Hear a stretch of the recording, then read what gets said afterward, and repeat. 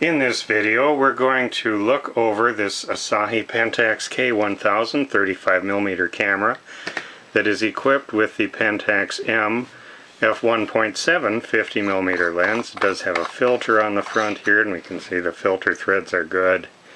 It's a Skylight 1B filter.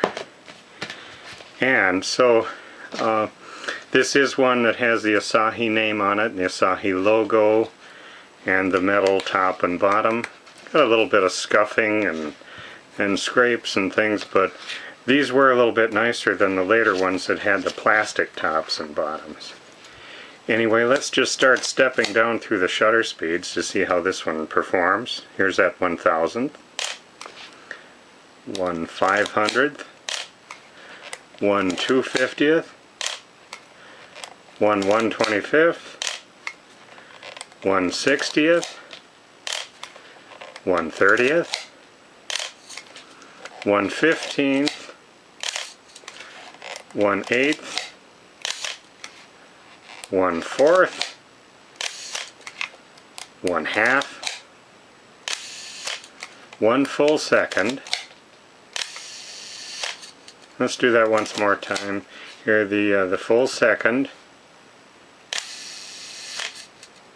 and the bulb setting. And let's take off the lens here and just look at that.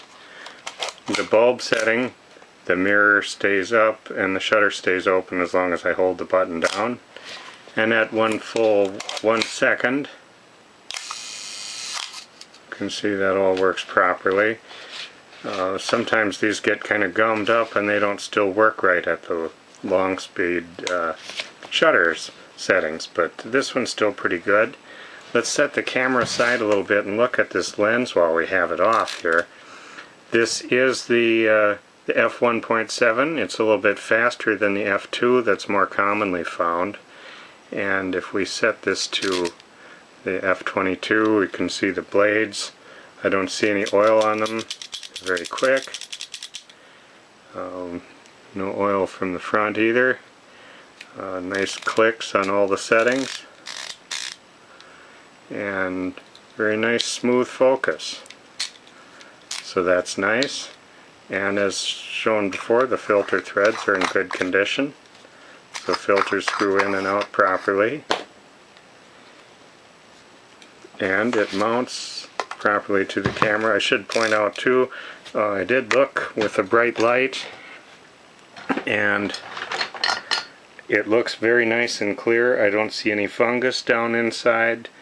I do not see any big specks or anything down in there, so it's a very nice example of this lens.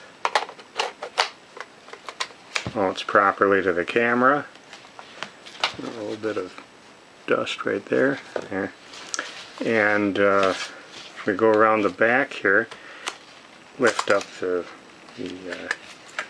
crank to open it up, and we can see here's the shutter. And the curtain moves properly, and the film transport right here, you see that's working good. And over here the pressure plate looks fine. If I feel along the door edges, not very much on there. There's maybe just a tiny little bit of stickiness, which is pretty common on these. So light seals probably wouldn't hurt to redo them, but I don't think that it's just absolutely urgent. Looks like it's probably would be just fine for a while. Back closes properly, and we can see then that the film counter reset to the start, and then that will start indexing up. So when you load it, you'd crank that up to picture number 1. The crank is in nice condition. It's a metal crank on this camera, so that's nice.